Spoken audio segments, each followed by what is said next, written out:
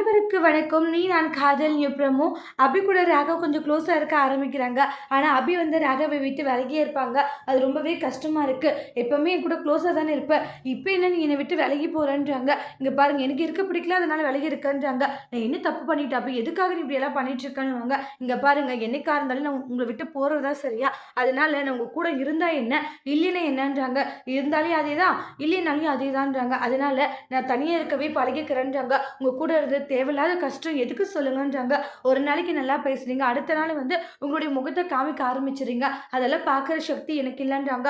ஒவ்வொரு முறையும் உங்களை நம்பி தான் நான் கஷ்டப்பட்டுட்டு இருக்கேன்றாங்க. சரி, வெளியே அதை சொல்ல வேண்டான்றதுனால நான் பொறுமையாக இருந்துட்டு இருக்கேன். ஆனால் இனிமேலும் வந்து என்னால் அப்படி நடிச்சிட்டு இருக்க முடியாது அப்படின்ட்டுலாம் சொல்கிறாங்க. கேட்ட உடனே ரொம்பவே ஃபீல் பண்ணிட்டு இருக்காங்க. எதுக்காக இப்படி எல்லாம் பண்ணிட்டு இருக்கா அப்படின்னு ராகவ் எவ்வளவோ வந்து அபிகிட்ட பேச ட்ரை பண்ணுறாங்க. நான் அபி இருந்துட்டு எனக்கு உங்க கூட பேச விருப்பம் இல்லை, சரியா, தயவு செஞ்சு பேசாதீங்க, என்ன பேசினாலையும் அது நடக்காது அப்படின்ற மாதிரியாவது சொல்லிட்டு இருக்காங்க.